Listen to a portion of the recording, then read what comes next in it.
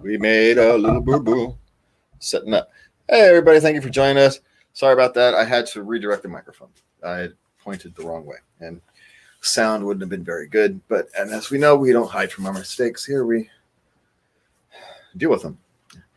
And speaking of mistakes, we're going to sit here today and talk about AB5 for a few minutes. But before we do that, please, if you can help out, please go to justforassembly.com, click on the donate or the join us button, and give us whatever help you can. A $5 donation helps reach about 1,000 people. And so right now, that's mostly what we're doing is social media outreach. But if you have more that you can help us with, we could use yard signs and that kind of thing. So, but as we get past the ugly politics, we'll start with our discussion. A recent court decision has left Lyft and Uber with the decision to stop operations in California.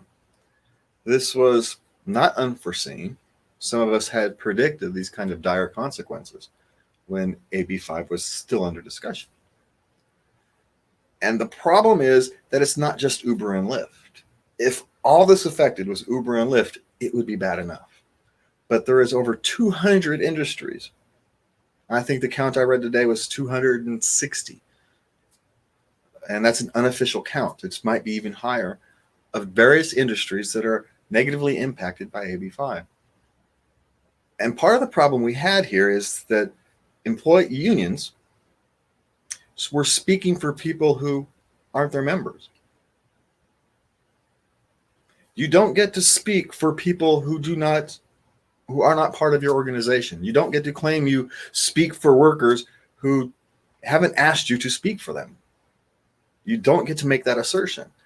And especially not today when communication and everybody's ability to express themselves is so easy.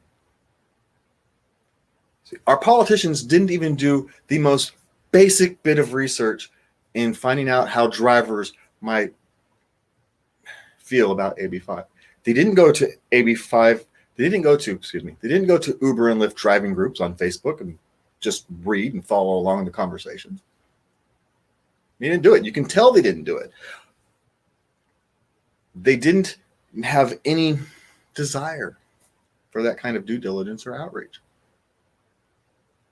What is clear now is that they have a predisposed view of what employment should be, and anything outside of that they view as morally wrong. And the consequences of that, the fact that lives have been destroyed, completely upturned. I wouldn't be here if it wasn't for AB5. I'd still be out enjoying my life. I had to accept a strange truth when I decided to run for office. All I really wanted was my life back. But yet the decision to run for office meant I had to give up that. Whether I win or not, my life is never going to be the same. Whether AB5 gets repealed and done properly or not, my life is never going to be the same. I've gone down a vastly different path. I was left no choice. And literally millions of other Californians are being left with no choice. We used to have choices on how we worked. We're not incompetent. Those of us who are impacted negatively by AB5, we're not incompetent. We can get a real job if we wanted one. We work as independent contractors because that's what we want to do. What some people call protections, we call chains. We don't want 50 different W-2s. Give us our money, we'll pay our taxes. And all these other benefits, they're not benefits we want. They're benefits somebody else wants us to want. That's not the same thing. If those kind of benefits were important to us, we would have gone into industries or gone into careers or jobs that provided that. Most of us valued the flexibility. Most of us valued the fact that if I wanted to take a day off, I didn't have to ask anybody. I just had to make sure my bank balance said it was okay. I was the only person who I had to check with. There are problems with the systems, with Uber and Lyft. And if the legislature had bothered to look for it, we would have told them. There's problems with the car rental program. There's problems with the lack of transparency in the algorithms. There's problems in us knowing how much of a payout is reasonable considering the economics. Lyft and Uber being out of business doesn't help us, right? But at the same time, we want our fair share. We're doing work, and you deserve to be paid. And so some transparency could have solved that. But they didn't mandate transparency. They mandated employment that we don't want. And sadly, it extends far beyond that to industries that cater to those that are difficult to deal with. You're talking about sign language interpreters. You're talking about home care workers. You're talking about special needs caretakers, right? You have to have 3 or 4 different clients, and they like that. If they wanted to get a job at a nursing home, they could, but they don't want that. They're willing to accept the differences. And it also, the most tragic case that I've heard about AB5 was this woman who I used to work with, I guess you can call it, who we both had the same gig. On occasion, we collected scooters at night. And the reason she collected scooters at night is because she had an autistic son. And she never knew how bad of a day he was going to have. And so the fact is, she could work at night on days she could and couldn't work without any worry about repercussions. If she couldn't work one day, she just didn't work that day. She could work the next night. She could have her sister watch her son while she went out for a couple hours and came back and then stayed home for a couple more hours, right? You didn't have to spend all day at work. You could come in and out. You could choose your shifts on the fly. If you had to get home, you could sign off. You could literally, on the scooter thing, you could literally drop your scooters off anywhere, sign off. You wouldn't get paid for it, but you could get home without any consequences. You can't get that in employment. You would think someone who has special needs child wants to have to go to the HR department all the time? Say, I need special time off? No one wants to do that. You shouldn't have to when they have other options.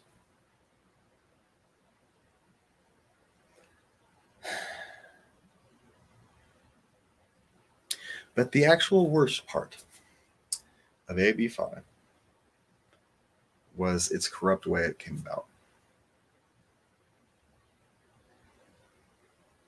And I have no other words I can use. It was a solution looking for a problem that has hurt literally millions of Californians. And we have people who pushed for it asserting that they haven't, which is bad enough. But at the same time, they use dehumanizing language and the toxic nature of politics seeps beyond just us, where politicians throw insults and criticize each other. We're all ready for that. But the average citizens don't deserve that. You have upended someone's life, even at best.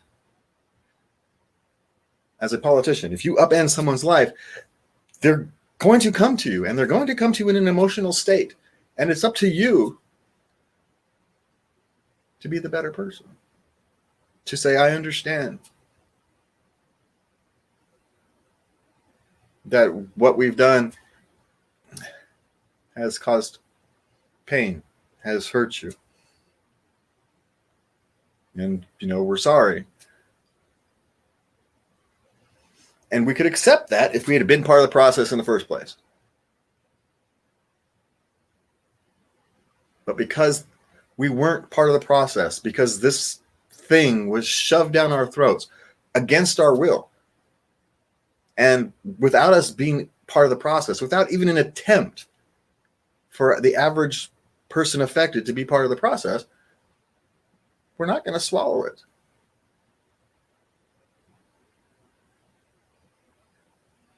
The idea that a handful of politicians know what's right for millions of Californians is ludicrous. And in this time where the economic future is so uncertain, workers' freedom, the freedom to bounce between gig to gig to gig without a bunch of burdensome regulations, without having to get a lawyer to see which way you have to get classified, is even more important.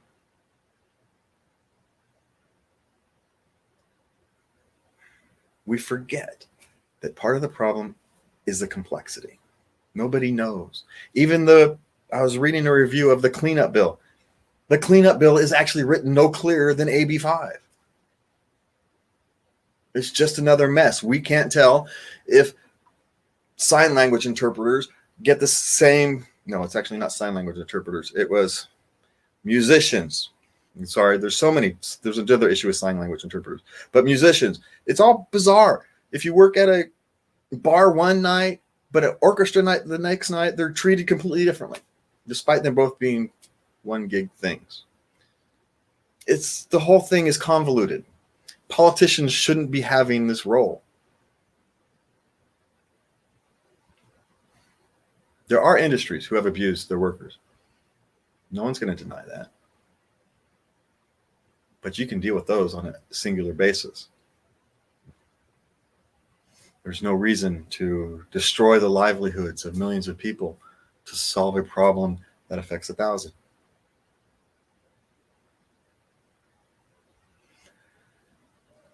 And so how do we fix it?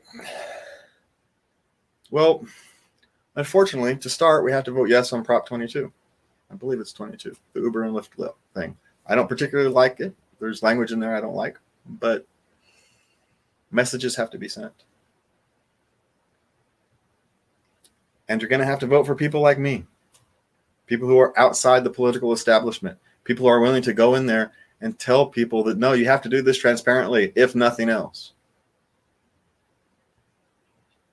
If nothing else, we need people in there who will make them do these things the right way.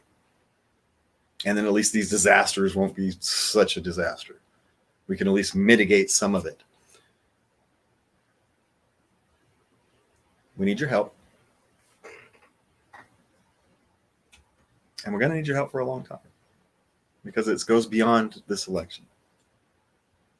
It gets to a mindset that the government doesn't know all. The people do.